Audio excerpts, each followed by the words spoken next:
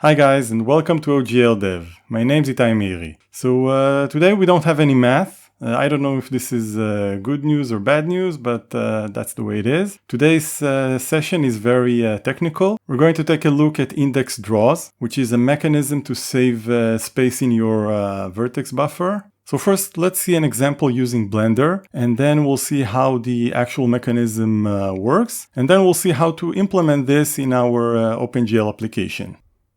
Okay, so we are in Blender. Let's add a cube by pressing Shift A and Mesh and Cube.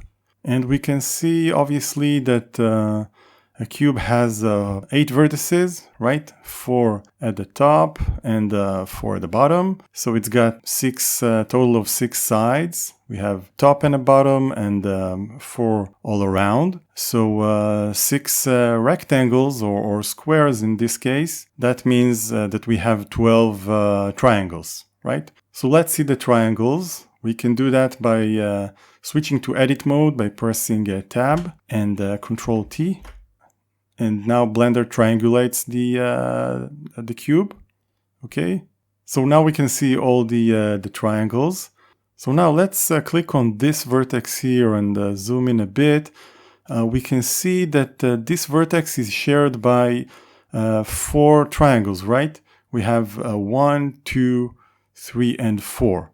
And if this diagonal here went the other way, as well as the one at the top, then this vertex would have been shared by 6 triangles, which is the maximum in this case. But if this diagonal here went the other way, then it would have been shared by 3 triangles, which is the minimum. So the minimum sharing is 3 triangles per vertex and up to 6. Now this phenomenon is very common in large meshes where we have thousands of vertices and sometimes 10,000s or even more, and a similar number of triangles. So in most cases, most of the vertices are shared by several triangles. Okay, so what does this mean for our vertex buffer? We have many triangles, and for each triangle we must specify 3 vertices, and many vertices are shared by several triangles, so we have several instances of the same vertex inside our vertex buffer. Basically, this means that we are wasting space, right? The solution, therefore, as you've probably already guessed, is to use index draws, where we have a single instance of each vertex in the vertex buffer, and we use a separate buffer for indices that point into the vertex buffer. So if we need the same vertex several times for several triangles, we simply add multiple instances of the same index into the index buffer. Now let's see a diagram of how this actually works. Here we can see a small mesh. This can be part of a larger object like a terrain or vehicle or building or practically anything. We have 10 vertices and 8 triangles. Now, if we were to draw this using the ordered draw, then the vertex buffer would look like this. I drew the vertex buffer like that with spaces just so that it will be easier to read as triangles, but obviously in the actual buffer, the vertices are stacked together without any gaps. All the inner vertices are duplicated multiple times, for example V1. Now, in order to make this an index draw, we need to do 2 things. First, we get rid of all the duplicates in the vertex buffer, so now we have 10 vertices in this buffer instead of 24. Second, we add an index buffer that contains only the indices of the vertices participating in each triangle. So this buffer directly matches the vertex buffer in the ordered draw, but instead of the full-blown vertex, we just have an index. This index can be 4 bytes or 2 or even 1, as we shall see in the code review. Now that we understand the mechanism, let's see how much it saves us, okay? So here we have our cube, and we said it has 8 vertices and 12 triangles, right? So in the case of a regular draw, we have 12 triangles times 3 vertices per triangle, so we have a total of 36 vertices. In the case of an index draw, we only have 8 vertices, right? Each vertex appears only once in the vertex buffer, but we need 36 indices. Now let's assume that our vertex has 4 attributes. So the position takes 12 bytes, which is 3 times 4 bytes per floating point. And we have also texture coordinates that are usually 2 floats, so that's another 8 bytes. Then we have a normal, which is basically a vector, and that's also 12 bytes, 3 times 4 per floating point. And let's throw in a color as well. So that's an additional of 12 bytes, right? RGB, again, floating point. So the total is 44 bytes. In the case of the regular draw, this means that we need more than 1.5K in the vertex buffer, and that's just for 36 vertices, okay? Because 36 times 44, that's 1584 bytes. But in the case of an index draw, we just need 8 times 44 bytes for the vertices, because we have just one instance per vertex. And we need 36 indices. Now, usually indices are an integer, so that's 4 bytes per index. So the total is 496 bytes. Okay, so we can see that we are saving 3x more bytes or space in our vertex buffer. Finally, let's take a look at the code. So I've made a couple of changes in the main function. Here I added a call to sRandom. I'm going to tell you why I did that in a minute. And down below, there is here a call to create index buffer, which obviously does exactly that. So let's see how this was implemented. But before we do that, I want to show you a very simple structure here called vertex that has 2 vector3f attributes, one for the position and one for the color. So we're specifying the color in the vertex buffer rather than in the shader as we did in the previous episode, if you saw that. Now this structure has a default constructor here because we're going to create it down here like that, so we need a default constructor. And in addition to that, we have a constructor that takes both the x and the y. Here we initialize the position by calling the constructor of vector3f using the x and the y. Then it is defined in math3d OGLDEV underscore math3dh file, which is in the, you can see here, it is in the include directory. And here's the structure, and it's a very simple structure for handling vectors with 3 floating point values. Again, it has a default constructor as well as a constructor that takes the x, the y, and the z here. And you can take a look at it later if you want to see how it is implemented. So once the position has been initialized, we want to use random color. So this is why I added the call to sRandom here in main. When we call the sRandom function, we need to provide it with some seed value, which should be different every time the application starts. So a getPid, calling getPid to get the process ID is usually a good solution for doing that, for getting the seed. Now let's go back here. So in order to get random colors, we call rand, which returns a positive integer number, which is between 0 and up to rand max, which is defined in the C language. Actually, I think it's better if we'll cast this to a float as well. You can see that I did this for rand max. And now we get a number between 0 and rand max. We divide it by rand max. So we get a normalized value between 0 and 1 for red, green, and blue. And then we initialize the color using the constructor this way. Okay, so this is our vertex structure. Let's go back here. Now I wanted this to be a bit interesting and kind of like the extreme edition of vertex sharing. So I created an array of 19 vertices here. Remember that the coordinates that the rasterizer works in are a normalized box that goes from -1, -1 on the left, the bottom left-hand corner, up to 1 by 1 on the upper right-hand corner. So I have the first vertex here. This is the center. Okay, it's at 0, 0. And then we have the top row. Okay, all these vertices, this is the y value. All these vertices have a y value of 1. And they start at -1. So that's the top left hand corner.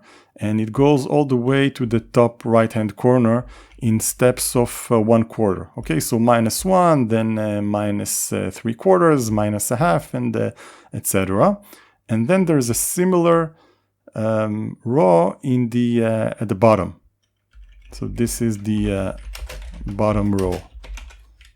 Okay, so it's exactly the same x values, but the y value is -1 for all of them. So here, as usual, we create the vertex buffer handle, and then we bind it to the array buffer, which actually makes this a vertex buffer. And then when we call GL data, we pass in the size of the vertices array. So these 3 lines have actually not changed in the last few videos, because the way that we're doing it right now, we're initializing it on the stack.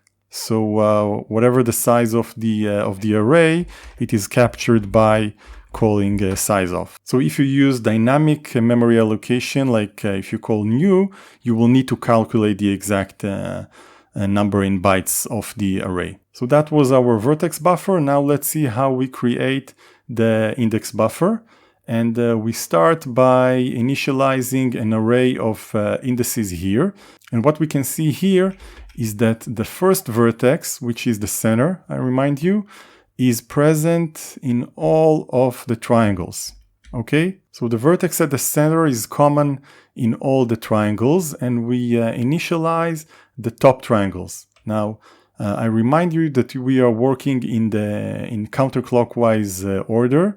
So first we specify the center, and then we specify vertex number 2, and then vertex number 1. Okay, so vertex number 2 is this one, and then we go to the left of it, to the top left-hand corner, and we complete our triangles. Okay, so 0, 2, and then 1. This is what we have here, 0, 2, and 1, and then we continue like that across the entire row of vertices. We always take first the right-hand vertex and then the left one. But when we reach the bottom, in order to keep the same ordering, we need to reverse it. Okay, so first we take this one, number 10, which is on the left-hand side, and then we go to the one on the right to keep this counterclockwise. Okay, so we have 8 triangles at the top,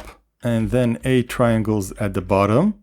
And finally, we also initialize the triangle on the left, and then the triangle on the right.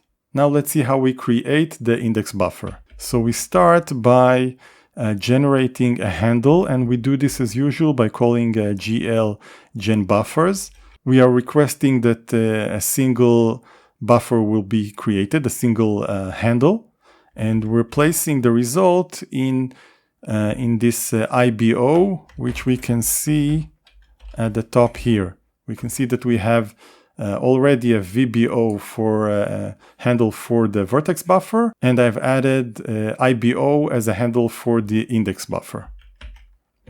Okay, now we bind this handle to the GL element array buffer. So in this way, we're telling OpenGL that this is an index buffer. GL element array buffer is a special binding location for element buffers, which is index buffers. Finally, we load the indices into the buffer, which is bound to this location. We know that this is IBO, using the same call to GL buffer data. So we provide the size of the indices array, and the address, and we're telling it that this is GL draw because we're not planning on changing this. Now that both of our buffers, the index buffer and the vertex buffer, has been initialized, let's see the changes in the render callback, which is up here. We have a rotation matrix here that I prepared, but let's start by disabling the rotation,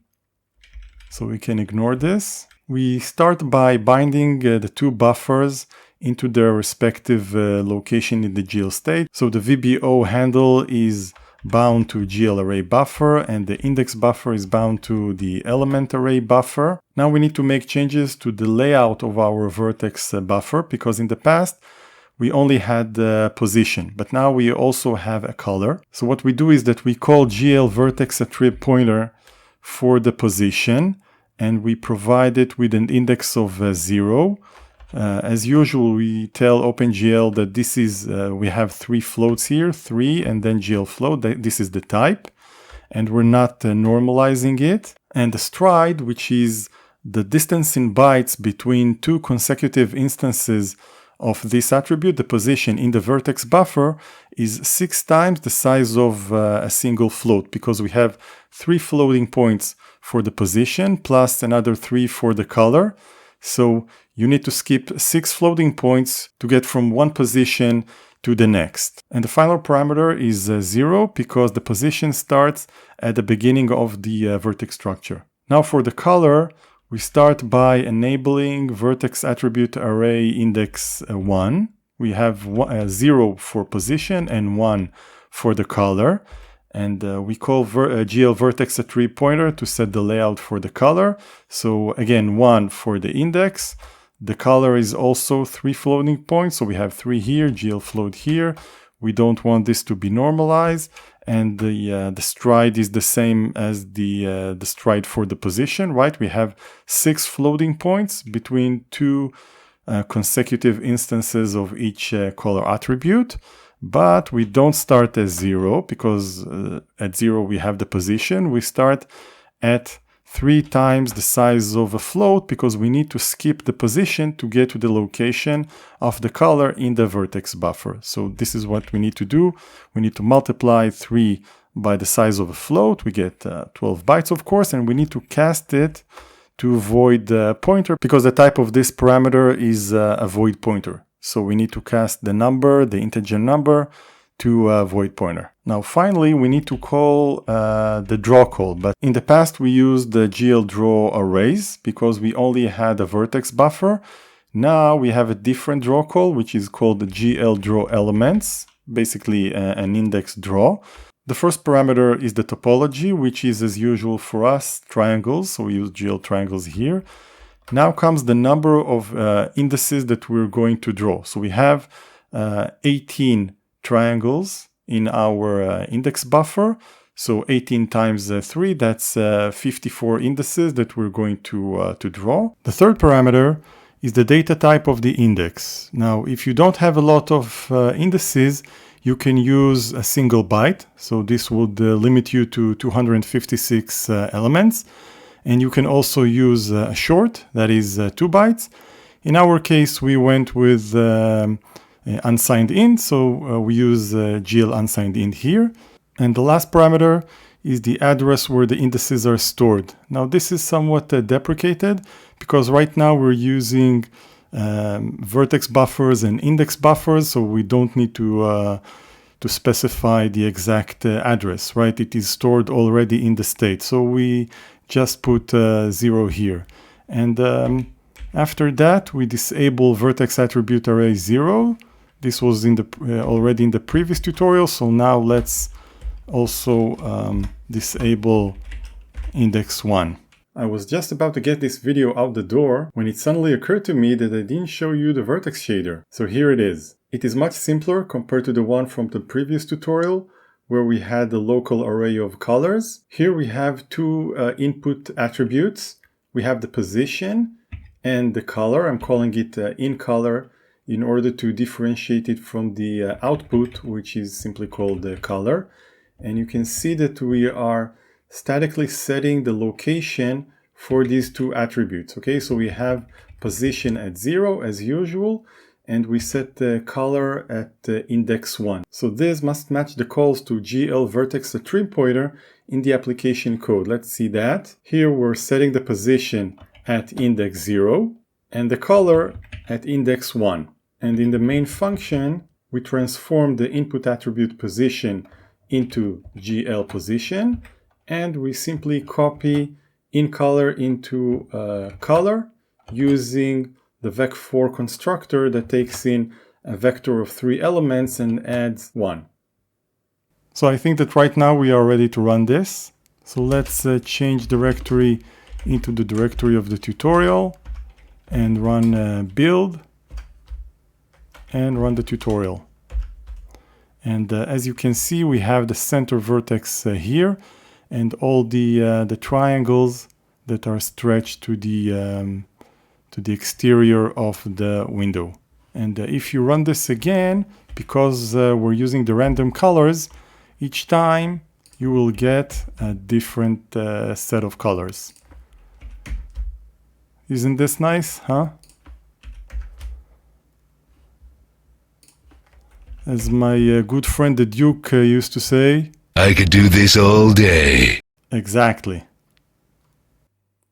So that's it for today. I hope you enjoyed this episode. I think that we are now ready to really do a deep dive into 3D. So in the next episode, we'll take a look at how perspective projection works, which is really the core of the way that 3D works on a computer. Feel free to comment below and leave questions. Thank you for watching, and I will see you soon. Yeah, piece of cake.